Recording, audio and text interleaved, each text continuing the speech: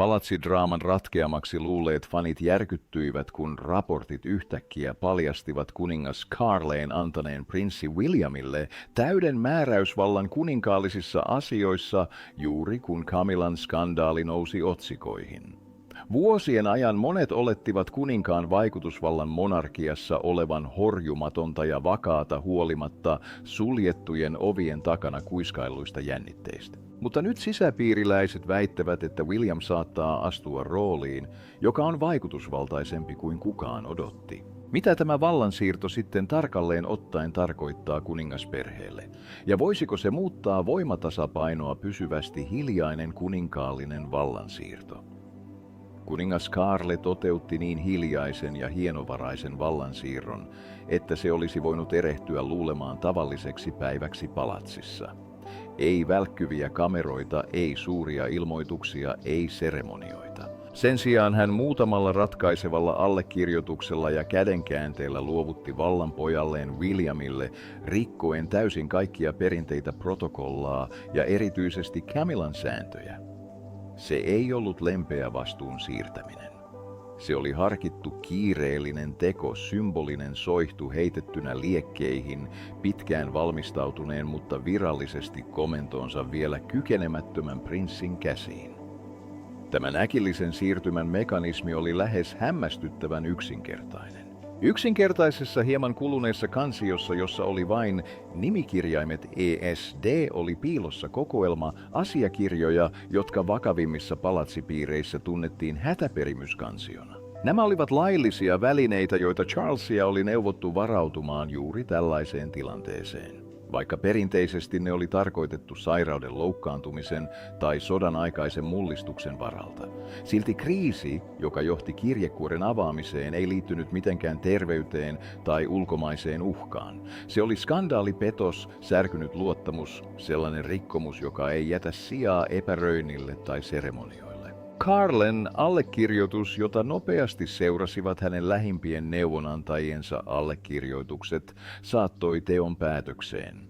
Esityksessä ei ollut ylpeyttä, ei riemuvoittoa.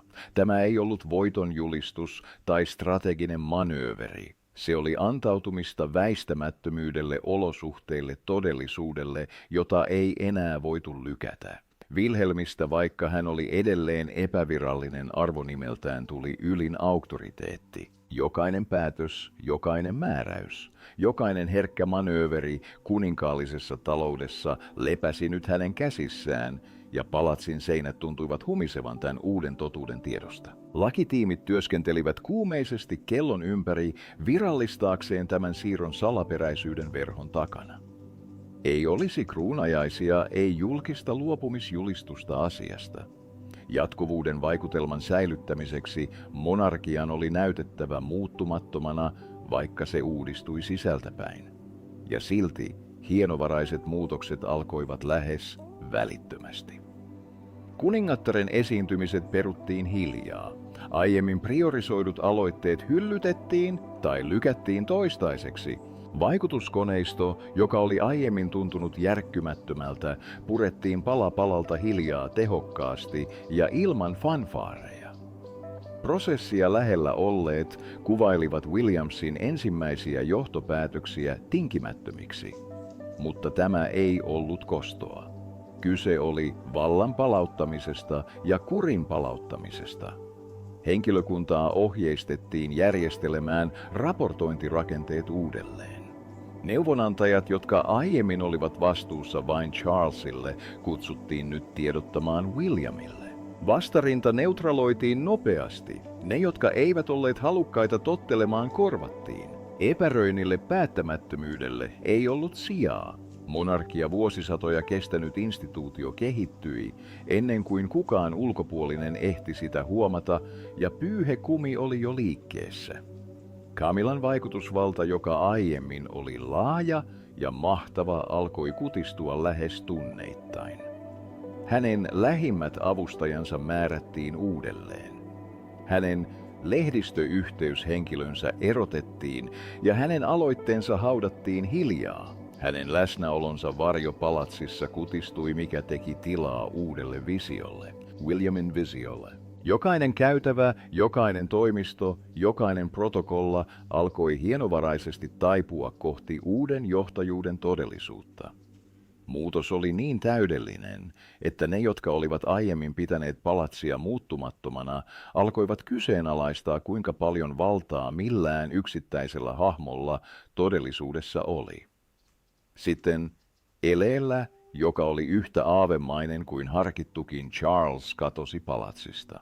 Hän ei poistunut maasta eikä perheestään, mutta hän livahti hiljaa pois julkisuudesta. Myöhään eräänä iltana vain yhden avustajan seurassa hän nousi mustaan ajoneuvoon. Määränpää tuntematon reittisuunnitelma paljastamaton. Miehelle, joka oli odottanut vuosikymmeniä valtaistuimen täydellistä valtaamista, kuva hänestä katoamassa pimeyteen ja jättämässä poikansa uudelleenjärjestelyjen ja komennon varaan, oli symboli tienristeyksessä olevasta instituutiosta. Jotkut kuiskasivat, että hän palaisi muutaman päivän kuluessa. Toiset spekuloivat, ettei hän ehkä koskaan palaisikaan. Porttien ulkopuolella spekulaatiot rehottivat. Viralliset lausunnot olivat epämääräisiä, eivätkä ne tarjonneet vahvistusta tai kiistämistä, mikä jätti yleisön jännityksen valtaan, kun palatsi hiljaa kalibroi itseään uudelleen. Sisällä totuus oli kiistaton. Auktoriteetti oli siirtynyt, eikä Carlella enää ollut viimeistä sanaa. Vallansiirto on peruuttamaton teko, ja jokainen neuvonantaja, jokainen henkilökuntaan kuuluva, jokainen lakiasiantuntija ymmärsi, että seuraavat siirrot määrittelisivät monarkian kokonaisen sukupolven ajaksi.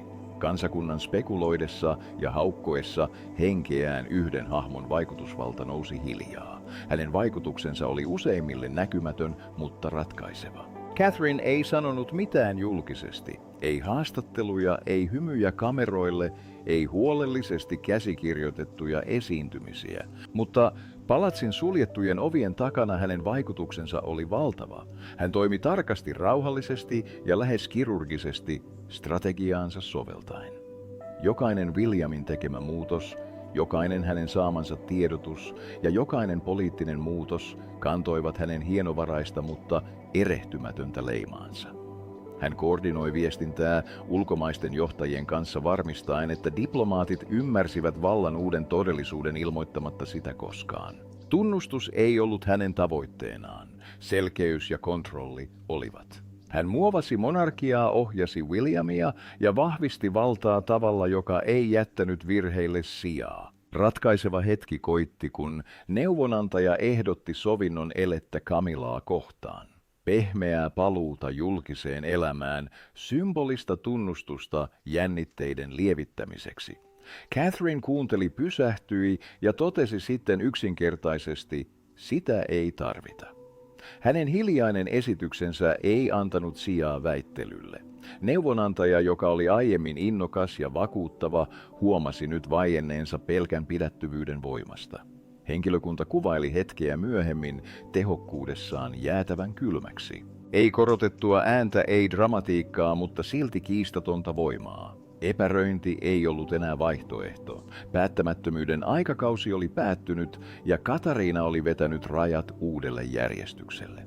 Ja kaiken keskipisteessä Katariina pysyi näkymätönä voimana. Hänen vaikutuksensa oli hiljainen, mutta kaikuva, varmistaen, että Wilhelmin hallituskausi ei alkaisi epäilyksellä, vaan kontrollilla, selkeydellä ja tarkoituksella. Oliko tämä Camillan luopuminen vai maanpako? Katsotaanpa tarkemmin. Camillan kuninkaallinen skandaali. Aluksi kaikki kuulosti tavallisilta palatsin juoruilta. Kuiskauksilta, että Camillan viimeisimmissä kuninkaallisissa aloitteissa oli jotain pielessä. Mutta sitten huhuilla alkoi olla painoarvoa. Entiset uskolliset sisäpiiriläiset alkoivat vihjailla toimittajille hienovaraisesti. Kokenut palvelija väitti nähneensä luottamuksellisten tiedostojen hiljaisen poistamisen myöhään yöllä. Palvelijatar myönsi kuulleensa kireitä väittelyjä lukittujen ovien takana. Se, mikä alkoi hiljaisina kuiskauksina, muuttui nopeasti matalaksi levottomaksi muminaksi, joka levisi palatsin henkilökunnan läpi kuin väristys. Sitten tuli ensimmäinen todellinen totuuden kipinä. Arvostettu ilmiantaja Clarence Housesta astui esiin varovaisena harkittuna ja puhui ainoastaan ehdottoman nimettömänä. He paljastivat salattujen viestien olemassaolon Camillan ja palatsin arkistoista jo kauan sitten poistetun henkilön välillä. Jonkun, jonka vaikutusvalta oli huolellisesti kitketty vuosia sitten. Jos nämä viestit olivat aitoja, ne eivät uhanneet vain Camillan mainetta. He voisivat paljastaa skandaalin, jonka monarkia oli vuosikymmeniä yrittänyt haudata. Palatsi tunsi järistyksen välittömästi. Luottamus särkyi. Salaiset tutkimukset alkoivat hiljaa. Samaan aikaan Camillan viimeaikaiset poliittiset asiakirjat, työ, jota hän oli ajanut osana visiotaan modernista monarkiasta, katosivat kokonaan. Eivät kadonneet, eivät väärin arkistoituja, vaan poissa. Ei digitaalista jälkeä, ei varmuuskopiota. Jopa kuninkaallisen arkistonhoitajan kerrottiin erotetun ilman selitystä. Median kokoillessa aikajanoja Camilla pysyi poissa. Hän perui 2 esiintymistä, jätti väliin henkilökohtaisesti järjestämänsä ympäristöhuippukokouksen ja antoi epämääräisen lausunnon vedoten terveysongelmiin. Mutta aukot vain ruokkivat epäilyksiä. Yleisön uteliaisuus leimahti mediamyrskyksi ja jännitteet kuninkaallisen hovin sisällä saavuttivat huippunsa. Kuningatarpuolison poissaolo keskeytti suunnitellut tapaamiset. Carle vaikutti etäiseltä, hajamieliseltä ja hauraalta. Henkilökunta huomasi hänen kävelevän yksin, korkeiden lehtojen puutarhoissa, puhelin kädessä synkkä lukukelvoton ilme kasvoillaan. Sitten keinolla myöten kuningas Carle katosi kokonaan julkisuudesta 3 päiväksi. Ei esiintymisiä, ei lausuntoja, ei päivityksiä. Huhut sairaudesta luopumisesta tai pahemmasta levisivät laajalti, mutta suljettujen ovien takana vallinnut todellisuus oli paljon räjähdysherkempi. Palatsin sisällä William kutsuttiin hätäkokoukseen. Keskustelu ei ollut epämuodollinen. Se oli jännittynyt, kiivas ja kiireellinen. Äänet kuulemma kohosivat. Neuvonantajan kerrotaan lähteneen kalpeana ja hiljaisena. Yleensä tyyni William iski nyrkkinsä pöytään. Hän oli saavuttanut rajansa paitsi Camillan myös isänsä epäröinnin suhteen. Hän vaati vastauksia. Hän vaati toimia. Samalla kun maailma spekuloi Camillan teoista, synkempiä totuuksia alkoi paljastua. William oli perimässä kriisin, joka muuttaisi kaiken. Vuosikymmeniä kestänyt julkinen tarkastelu, sisäinen petos ja henkilökohtainen sydänsuru eivät olleet valmistaneet häntä tai hänen isäänsä seurausten laajuuteen.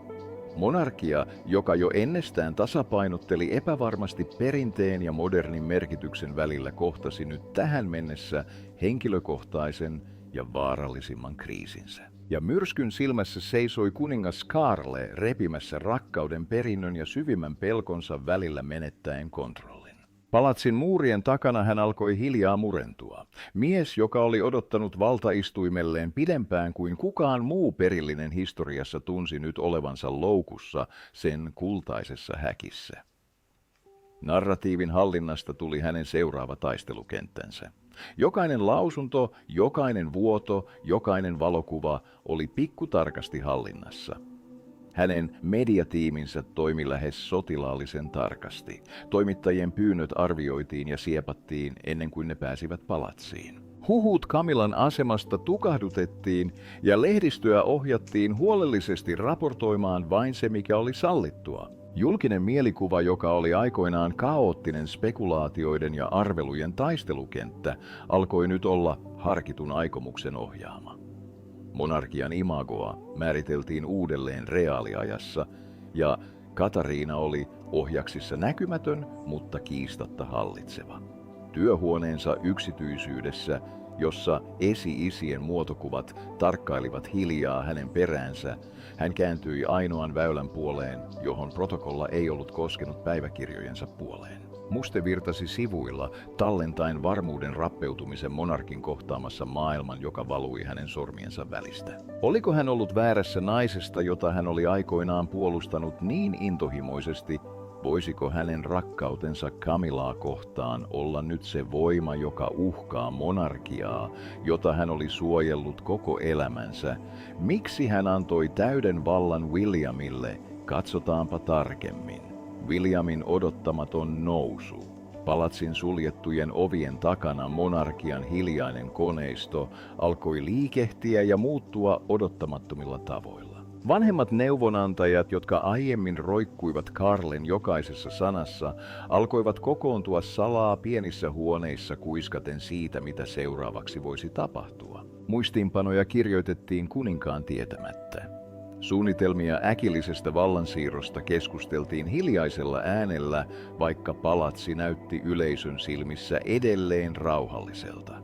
Sisällä se humisi hermostuneesta jännityksestä ikään kuin ilma olisi itsessään raskaammaksi muuttunut. Jotain perustavanlaatuista oli muuttunut, jota ei voinut perua. Tämän myrskyn ytimessä seisoi mies, jota vetivät vastakkaisiin suuntiin uskollinen kuningattarelleen suojeleva poikaansa ja omistautunut kruunulle. Paine kasvoi hiljaa lähes näkymättömästi, kunnes se lopulta katkesi.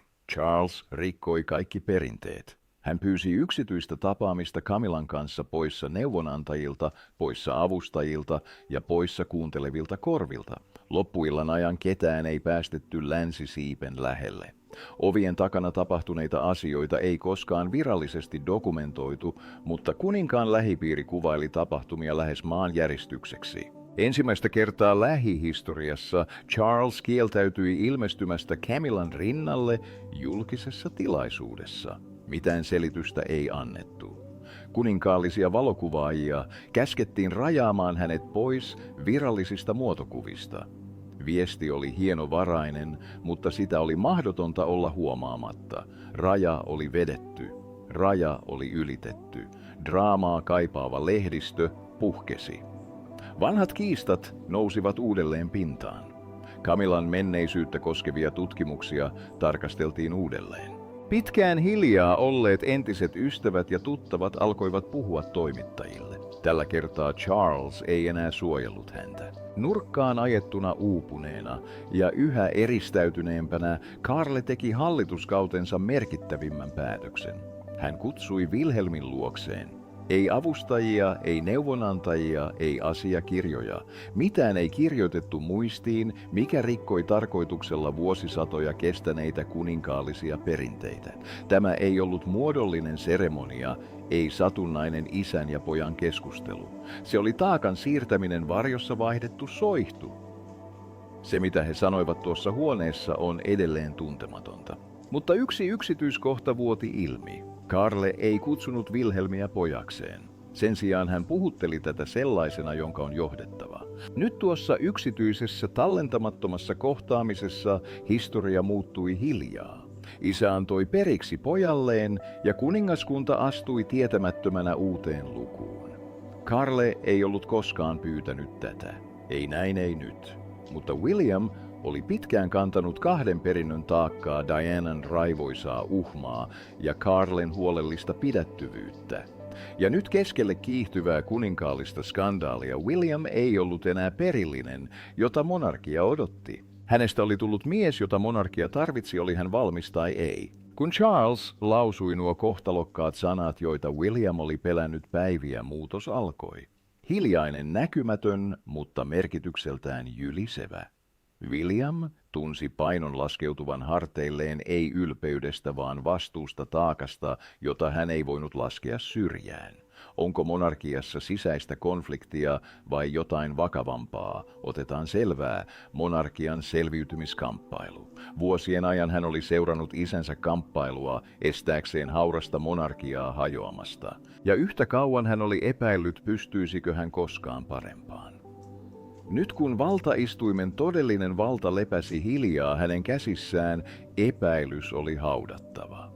Ei siksi, että hän olisi yhtäkkiä tuntenut oloaan pelottomaksi, vaan koska muuta vaihtoehtoa ei ollut. Skandaali ei koskenut vain Camillaa.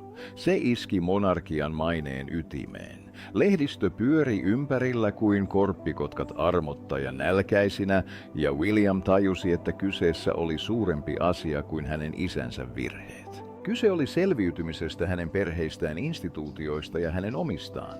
Kaaoksen keskellä muistot hänen äidistään tulvivat mieleen terävämmin ja ankarammin kuin koskaan. Diana oli varoittanut häntä kuiskaten kyyneleet silmissä palatsin piilotetusta koneistosta. Hän oli puhunut perinteeksi puetusta manipuloinnista, kohteliaiden hymyjen ja muodollisten oksien takana piilevistä petoksista.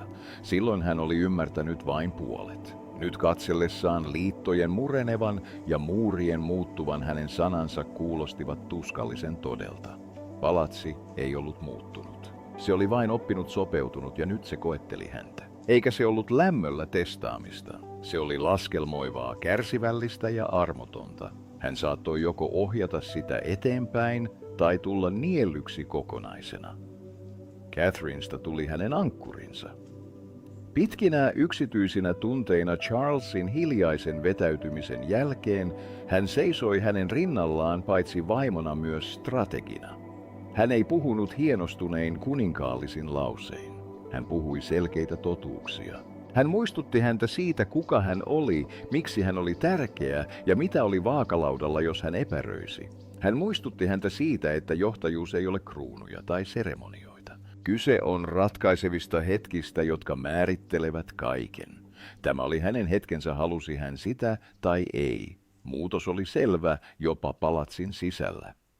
Henkilökunta, joka oli ottanut mallia Karlesta, alkoi katsoa Wilhelmiin. Protokollavirkailijat selasivat hiljaa lausuntoja hänen ohitseen ennen niiden julkaisemista. Hänen ääntään, vaikka sitä ei virallisesti tunnistettu, kuultiin ja toteltiin.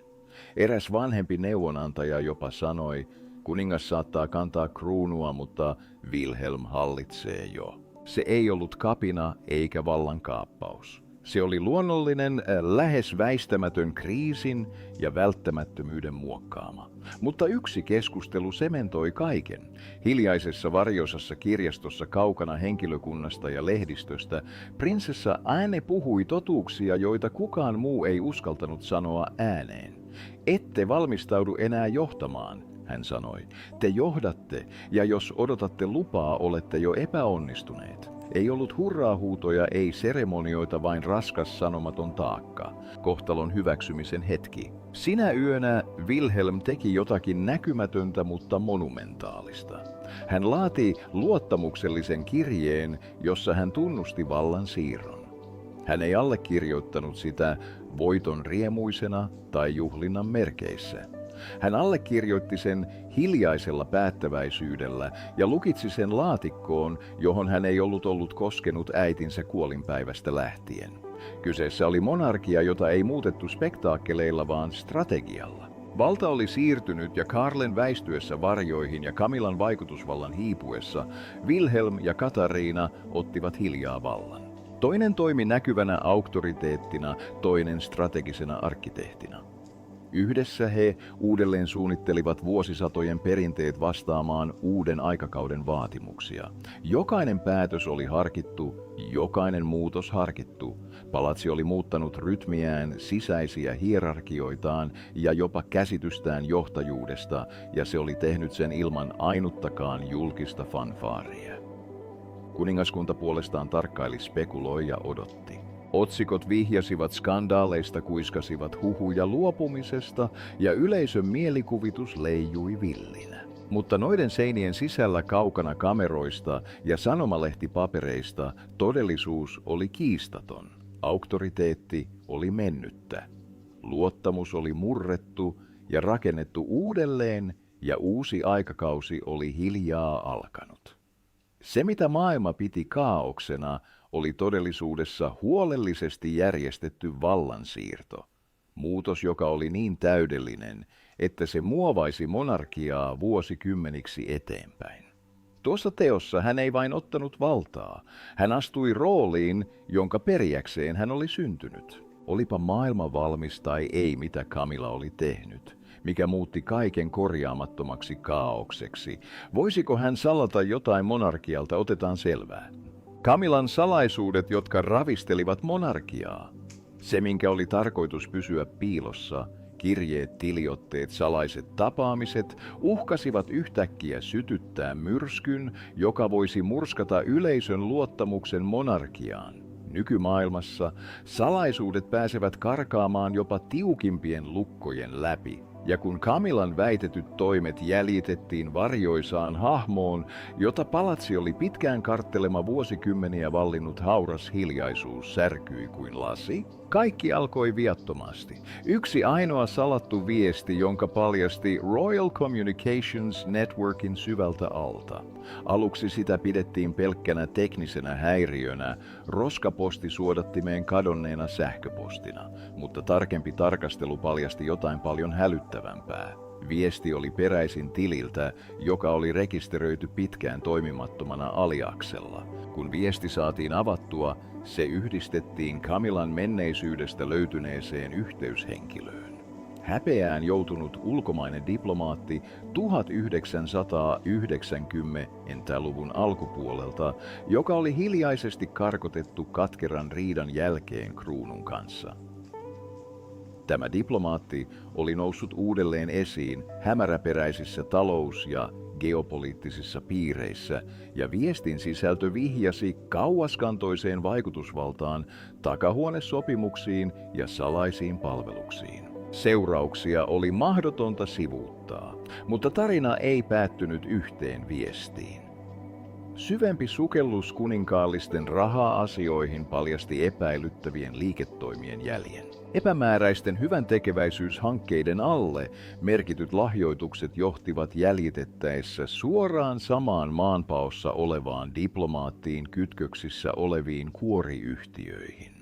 Se, mikä aluksi vaikutti huolimattomalta kirjanpidolta, paljasti nyt osallisuuden verkon, joka vei Camillan nimen mukaan juoniin, jotka menivät paljon seremoniallisia perinteitä pidemmälle. Nämä eivät olleet harmittomia eleitä tai hyväntekeväisyyssuosituksia. Ne olivat manööverejä, joilla oli todellista poliittista painoarvoa. Jos ne paljastuisivat, ne eivät ainoastaan nolaisi monarkiaa, ne repisivät sen moraalisen auktoriteetin. Catherine täysin uppoutuneena vahinkojen hallintaan kohtasi Charlesin harvinaisen kiireellisesti. Lähteet kertovat, ettei hän pehmentänyt sanojaan. Jos tämä vuotaa, hän varoitti, kyse ei ole vain hänen maineestaan. Se on sinun, minun, lasten. Hänen äänensä kantoi ennustuksen painoarvoa, ei uhkauksen. Catherine ei ollut koskaan impulsiivinen. Se, että hän puhui näin, tarkoitti, että vaara oli lähempänä kuin kukaan uskalsi myöntää. Charles, joka oli jo horjunut siirrettyään päivittäisen hallinnan Williamille, oli halvaantunut ei kieltämisen, vaan murtuman vallassa. Nainen, jonka kanssa hän oli uhmannut vuosisatojen perinteitä mennäkseen naimisiin, oli nyt tullut suurimmaksi uhaksi kaikelle, mitä hän oli koko elämänsä valmistautunut perimään. Median tarkastelun kiristyessä Camillan menneisyys nousi parrasvaloihin. Iltapäivälehdet, entiset työtoverit ja nettitutkijat paljastivat hänen yhteyksiään ulkomaisiin neuvonantajiin, jotka olivat hienovaraisesti vaikuttaneet kuninkaallisten kantoihin globaaleissa humanitaarisissa aloitteissa. Vaikka lakia ei teknisesti rikottu, eettinen seuraus oli vakava. Palatsi ei voinut sivuuttaa sitä. Täydellisen tutkinnan sijaan he ilmoittivat rajoitetusta tutkinnasta, lause, jonka tarkoituksena oli viestiä toimista ilman todellisia seurauksia, vain ruokkien lehdistön nälkää lisätutkimuksiin. Sitten koitti hetki, joka mullisti kaiken korjauskelvottomaksi. Vuodettu video, rakeinen raaka kiistaton. Camilla seisoo kesken kuvauksen vastakkain vanhemman kuninkaallisen neuvonantajan kanssa. Hänen äänensä oli koholla, hänen äänensävynsä uhmakas. Sanat itsessään olivat osittain vaikeasti ymmärrettäviä, mutta raivo ja epätoivo olivat kiistattomia. Videomateriaali levisi internetiin muutamassa tunnissa. Analyytikot analysoivat jokaisen ruudun. Kehonkielen asiantuntijat ja äänestäjät spekuloivat. Vahinkojen hallinta oli mahdotonta. Yleisen mielipiteen horjuessa ja palatsin henkilökunnan hylätessä laivan Carle kohtasi käsittämättömän teon, joka riisui Camillan vaikutusvallastaan. Se ei ollut muodollinen luopuminen, mutta käytännössä se olisi voinut yhtä hyvin olla. Mitä mieltä olet siitä, että kuningas Carle antaisi Wilhelmille täyden vallan ja ajatuksesi kanssamme kommenttiosiossa? Muista tykätä ja tilata kanava.